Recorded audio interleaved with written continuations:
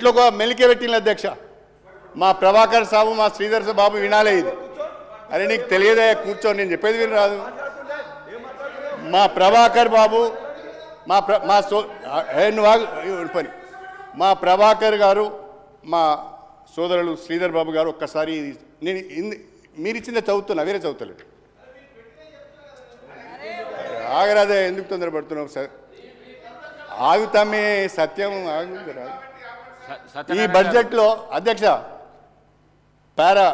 Page 13 పారా 25 ఈ బడ్జెట్లో ఈ పథకాల అమలుకు 53,196 కోట్ల రూపాయలు ప్రతిపాదించడం జరిగింది.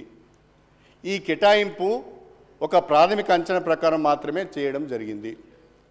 హామీలకు సంబంధించిన విధి విధానాలను రూపొందించే పని ఇంకా కొనసాగుతున్నందున